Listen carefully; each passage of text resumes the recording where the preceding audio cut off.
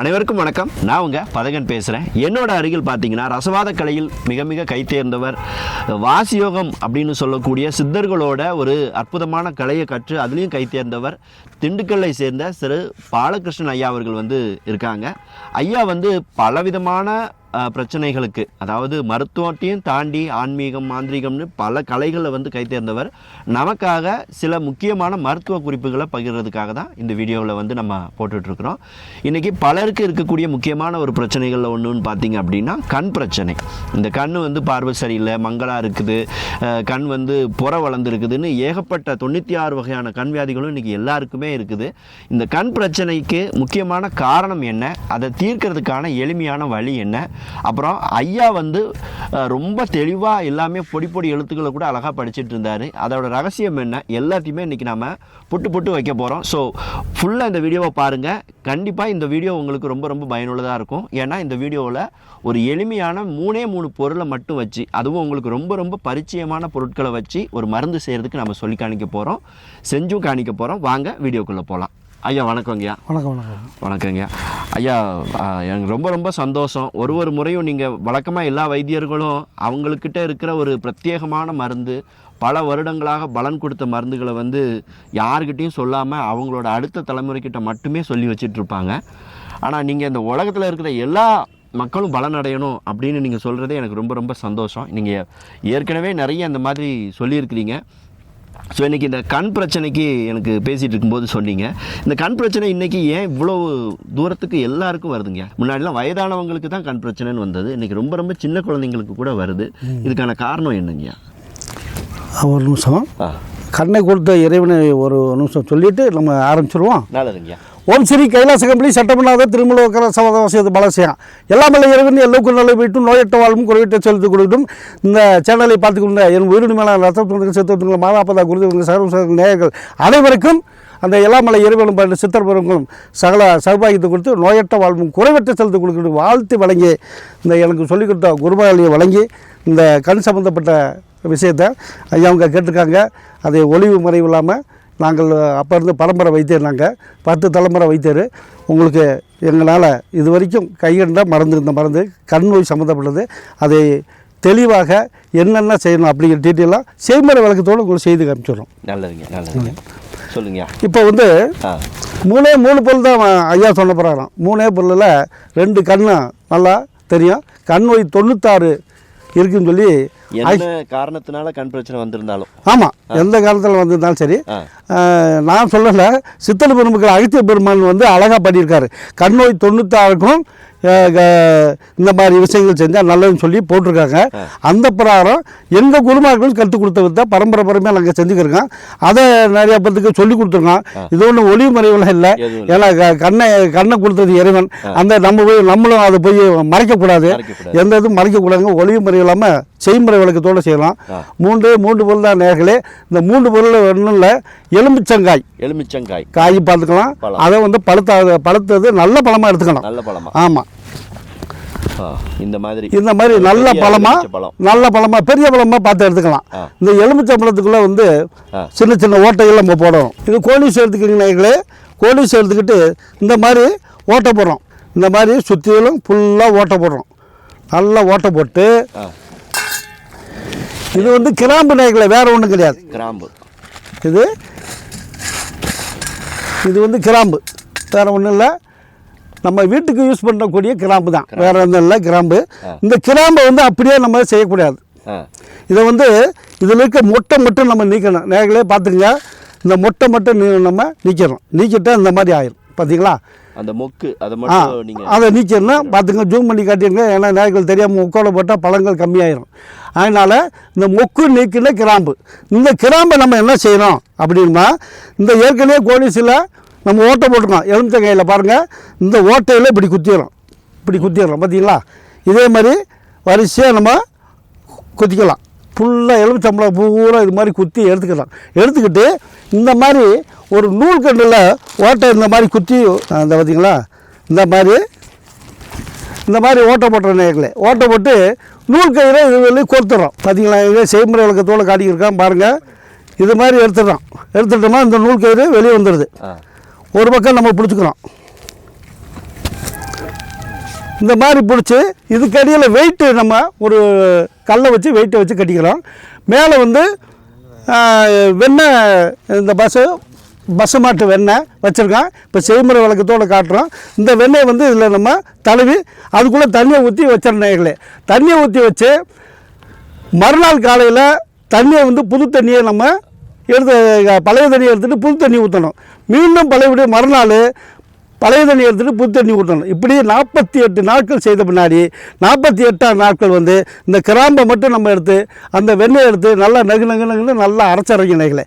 நல்லா அரைச்ச பின்னாடி அதை எடுத்து லேசாக இந்த பக்கம் உள்ள தடவைனா கழிக்க மாதிரி கண்மை போகிற மாதிரி லேசாக டெய்லி வச்சுருவோம். லேசாக எரியும், வேறு ஒன்றும் செய்யாது. எந்த சைடு விட்டு பத்தியம் கிடையாது. கண்நோய் 96 ஒரு 48 நாள் 1 மண்டலம் அப்படி சித்தர்கள் பண்ணியிருக்காங்க. சீராதுகளுக்கு 2 மண்டலம் வரைக்கும் போடலாம். இப்படி போட ஒரு சின்ன சந்தைங்க குறுக்கு பேச பண்ணிக்கணும். இதில் எத்தனை கிராம்புகள் நம்ம ஏன்னா உங்களுக்கு எலுமிச்சம்பழத்தில் எவ்வளோ குத்துதோ அந்த அளவுக்கு வச்சுக்கலாம். நம்ம பெரிய பழமாகவே வச்சுக்கலாம். பெரிய பழமாகவே. ஆமாம். இந்த ஒரு நிமிஷம் இது காட்டிடுவோம். கொடுங்க. பார்த்தீங்களா நேர்களே, இது மாதிரி குத்தி வச்சுருக்கோம். நல்லா ஜூம் பண்ணி காட்டுங்க. உங்களால் எத்தனை கிராம்பை குத்தி வைக்க முடியுமோ கொடுத்தாலும் அந்த மொக்கு இல்லாமல் அதை குத்தி வச்சுருக்கோம். ஆமாம், இது மாதிரி குத்தி வச்சுருக்கோம். பார்த்தீங்களா, இது மாதிரி நல்லா பார்த்துக்குங்க. குத்தி வச்சு அடியில் ஒரு முடிச்சு போடுங்க. கீழே ஒரு எடையான ஒரு கல். இது எதுக்கு இந்த வெயிட் அப்படின்னு சில பேர் கேட்பாங்க. இந்த வெயிட்டை வந்து எடுத்துட்டிங்களா, நல்லா ஜூம் பண்ணி காட்டிடுங்க மக்களுக்கு. இந்த வெயிட்டு வந்து கீழே வந்து வெண்ணெய் இது மேலே தடவிடும். வெண்ணெய் வந்து மேலே இழுத்துட்டு போகும். அந்த வெண்ணெய் போகாத அளவுக்கு வெண்ணெய் வந்து மேலே தூக்காத அளவுக்கு நம்ம போடுறது. இப்படி வச்சிடறோம். ஒரு மண்பானை, புது மண்பானை இல்லையா? ஆமாம், புது மண்பானை நேர்களே. இது புது மண்பானை பாருங்கள். பானையில் அதாவது இந்த பெரிய பானையை எடுத்துக்கலாம். வந்து இது சின்ன பானையை வச்சிருக்கேன். நடுப்பகுதியில் இருக்கிற மாதிரி இடைவெளி விட்டு. ஆமாம், பார்த்துக்குங்க. அதுக்குமான இடைவெளி இது. ஆமாம், இது எதுக்குன்னா வெயிட்டு கீழே போய் நிற்கிறதுக்காக. வெண்ணெய் போட்டோம்னா மேலே தூக்கிட்டு ஒரு தண்ணி ஊற்றணும். வந்து அந்த பானையோட அடிப்பகுதியை தொடக்கூடாது. அதனால கயிறு கட்டி கீழே கல் கட்டி இப்படி.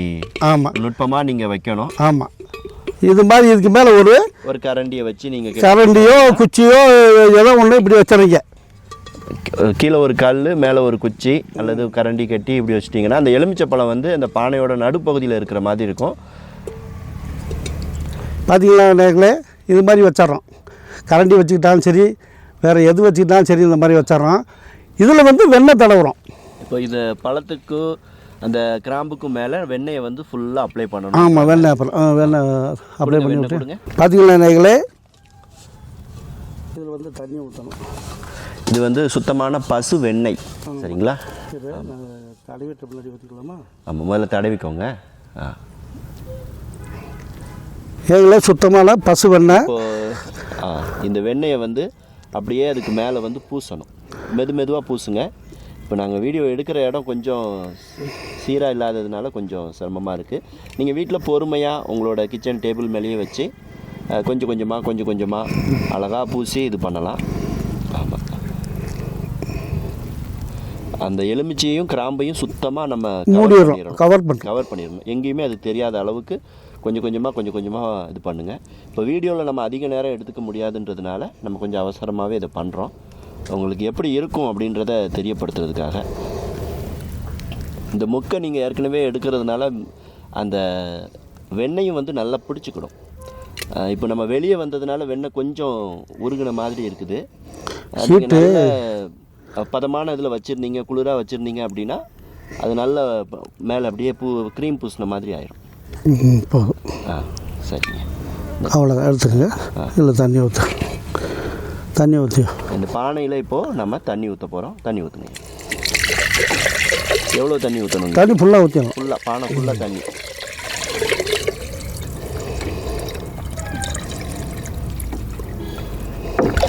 இது கேன் வந்து 5 லிட்டர் கேனுங்க. இல்லை, பெரிய பானையே பானைக்கு, அதாவது கழுத்து வரைக்கும் அந்த பானையோட.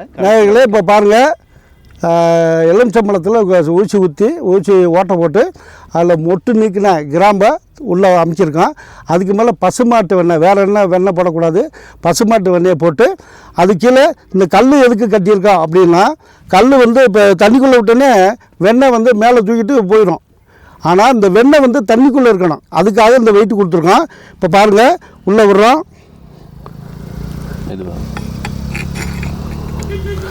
வெயிட்டு அதிகமாக விட்டாத்தே வெண்ணெய் மேலே மிதக்காது, புரியுங்களா? இந்த வெயிட்டு அதிகமாக இருக்கணும். அந்த இது தண்ணி அந்த இது உள்ளே இருக்க மாதிரி செய்யணும். இப்போ மேலே மிதக்காத அளவுக்கு வெயிட்டு கொடுக்கணும். உள்ளே இப்போ நம்ம சேம்பிளுக்கு காட்டியிருக்கோம் உங்களுக்கு. இந்த வெயிட் இல்லாத அளவுக்கு உள்ளே இருக்கணும். தண்ணி மூழ்கிற அளவுக்கு இருக்கணும் நேர்களே. இப்படி மூழ்கிற அளவுக்கு இருந்த பின்னாடி ஒரு நாள் விட்டுடணும். அதாவது வெயில் ஏதாவது மூடி போடணுமா? மூடி தேவையான போட்டுக்கலாம், துணியோ போட்டுக்கலாம். கீழே ஒரு மணல் கொட்டி அதில் தண்ணி தெளிச்சா அது மேலே வச்சா கூலிங்காகவே இருக்கும். நம்ம ஐஸ் வைக்காமல் அப்படி வச்சுக்கிட்டே வந்தோம்னா அடிக்கிற நிமிஷம் தண்ணி தெளிச்சிக்கிட்டே வரணும். அந்த மணலில் கூலிங்காக இருந்துக்கிட்டே இருக்கணும். அடுத்து பார்த்தீங்கன்னா இதை காலையில் எந்திரிக்கிறீங்க, இந்த தண்ணியை மட்டும் மாற்றுறீங்க. ஆமாம், பக்குவமாக அந்த தண்ணியை இப்படி தூக்கிறீங்க. தண்ணியை தூக்கி கீழே ஊற்றிட்டு பழையபடி புது தண்ணி ஊற்றி பழையபடி இதே மாதிரி வச்சாருங்க. அவ்வளோதான். இப்படி வச்ச முன்னாடி பழையபடி மூடி போட்டுக்கலாம். இப்படியே எத்தனை நாள்? 48 நாள், ஒரு மண்டலம். ஒரு மண்டலம். ஆமாம், ஒரு மண்டலம் போட்ட முன்னாடி கம்ப்ளீட்டாக இதை எடுத்துடுறீங்க. எடுத்துட்டு இந்த வெண்ணெயை மட்டும் எடுத்துடுறீங்க. வெண்ணெயும் கிராம்பியும் எடுத்துக்கிறீங்க. எலுமிச்சம்பழத்தை தூக்கி போட்டுடணும். உள்ளே இருக்கிறத மற்ற எல்லாம் எடுத்துகிட்டு எலுமிச்சம்பழத்தை தூக்கி போட்டு வெண்ணெயும் இந்த கிராம்பியும் மட்டும் நல்லா நெகுன்னு அரைச்சிட்டு சும்மா அதில் ஒரு டப்பாவில் பந்துஸ்டாக வச்சுக்கலாம். கண்மை மாதிரி இப்படியே தள்ளிக்கிட்டோம்னா கண் நோய் 96 இருக்குது. சாலசுரம், வெள்ளை எழுத்து, கிட்ட பார்வை, தூர பார்வை, இன்னும் சில பேருக்கு பூ விழுந்தது, அப்புறம் ஆமாம், அப்புறம் ஏதாவது அடிபட்டு கண்ணில் ரத்தம் சொட்டு விழுக்கிறது, இன்னும் இது மாதிரி சித்தர்கள் வந்து கண் நோய் 96 தீருன்னு பாடியிருக்காங்க. அந்த பிரகாரம் இதை மக்களுக்கு இதை தெரியப்படுத்தலாம். இது பரம்பரையாக எல்லாத்துக்கும் செய்து காமிச்சிருக்கோம், செய்து கொடுத்துருக்கோம். ஏகப்பட்ட வைத்தியர்களுக்கு செய்து காட்டியிருக்கோம். இந்த மாதிரி வீடியோலாம் நிறையா போட்டிருக்கோம். மக்கள் பயனடைஞ்சிட்டு அப்படிங்கிறதுக்காக தான். கொஞ்சம் சிரமம் தான் இது, வந்து கொஞ்சம் சிரமம் தான். பொறுமையாகவும் நிதானமாகவும் செய்ய வேண்டிய ஒரு இது. ஆனால் கண் நோய் 96 அந்த வேலையில் செய்யும். ஒன்றும் எந்த சைடு எஃபெக்ட்டும் பத்தியம் கிடையாது. இது வரைக்கும் பார்த்துக்கிற அன்பான நேயர்களுக்கு இதில் இன்னும் நிறைய விஷயங்கள் இருக்குது. அடுத்த பதிவில் ஐயா சொல்லும்போது நம்ம ஏற்பாடு பண்ணுவோம் கூறிக்கொண்டு உங்களுடன் இந்த சேனலை பார்த்துக்கிற அன்பான நேயர்களுக்கு மீண்டும் வணக்கத்தை தெரிவிப்பது. அடுத்த பதிவுக்கு போவோம். ஐயா, ரொம்ப ரொம்ப நன்றிங்கய்யா. பல வருடங்களாக நீங்கள் பயன்படுத்திட்டு வந்த ஒரு அற்புதமான மருந்தை இன்றைக்கி மக்களுக்கு செஞ்சே காணிச்சிருக்கீங்க. மக்களே, இந்த பதிவு உங்களுக்கு ரொம்ப ரொம்ப பயனுள்ளதாக இருக்கும் அப்படின்னு நாங்கள் நம்புகிறோம். இதை முடிஞ்ச வரைக்கும் நீங்களே முயற்சி பண்ணி பாருங்கள். இதில் எந்த விதமான பக்க விளைவுகளோ ரசாயனங்களோ எந்த கலப்பும் கிடையாது. 4 பொருள்: தண்ணி, வெண்ணெய், எலுமிச்சை, கிராம்பு. சரிங்களா? இந்த கிராம்பு மட்டும் நீங்கள் மொக்கை நீக்கிட்டு இதை பயன்படுத்தணும். இப்போது நம்ம அவசர இதுமாக செய்யும்போது கொஞ்சம் அந்த வெண்ணெய் வேலை தெரியுது உங்களுக்கு. பட் நீங்கள் செய்யும்போது கரெக்டாக அந்த கல் வந்து கொஞ்சம் பக்கத்துலேயே கூட ஒட்டி வச்சுக்கலாம். இந்த வெண்ணெயை வந்து அந்த தண்ணி மூழ்கடிக்கணும். அப்போ தான் அது சுத்தி ஆகும். 48 நாளும் நீங்கள் அந்த தண்ணீரை மட்டும்தான் மாற்றணும். வேறு எதையும் எடுத்து தூர போடக்கூடாது. தண்ணீரை மட்டும் மாற்றிட்டு சுத்தமான புது தண்ணீரை வந்து அதில் விட்டுட்டு வாங்க. தூசி எதுவும் விழாமல் இருக்கிறதுக்கு தேவைப்பட்டால் துணி கட்டிக்கோங்க அல்லது மூடிக்கோங்க. இது பார்த்துட்டு இருக்க மற்ற வைத்தியர்களுமே கூட இதை வந்து செஞ்சு மக்களுக்கு கொடுத்து பயனடைய உதவி பண்ணுங்கள். ஸோ இதே மாதிரி இன்னும் பயனுள்ள எளிமையான தகவல்கள் உங்களுக்கு தொடர்ந்து வேணும் அப்படின்னா நம்மளோட சேனலை சப்ஸ்கிரைப் பண்ணி வச்சுக்கோங்க, ஃபாலோ பண்ணுங்கள். இன்னொரு வீடியோவில் இன்னொரு அற்புதமான மருந்தோட மீண்டும் சந்திக்கலாம். நன்றி, வணக்கம். இன்னொரு விஷயத்தை சொல்லிடுவோம். சொல்லுங்கள். மழை நீர் விட்டாங்கன்னா இப்போ மழை தண்ணி, இப்போ மழை பெய்யுது பிடிச்சி வச்சுக்கிட்டு அந்த தண்ணியை விட்டால் இன்னும் விசேஷமாக வேலை செய்யும். அதனால் ஆமாம், மழை நீர் அருமையாக வேலை செய்யுது. முடியாத பட்சத்துக்கு நம்ம மினரல் வாட்டர் வாங்கிக்கலாம், முடியாத பட்சத்துக்கு. ஆனால் மழை நீர் சூப்பராக வேலை செய்யுது. தண்ணியாக இருக்குது. ஆமாம், நல்லா வேலை செய்யுது. அதனால் அன்பர்கள் இந்த மாதிரி முடிஞ்ச வரைக்கும் சிரமப்பட்டாலும் நல்லா வேலை செய்து அனைவரும் பயன்படுத்திக்கிங்க. நல்லதுங்க. நன்றி, வணக்கம்.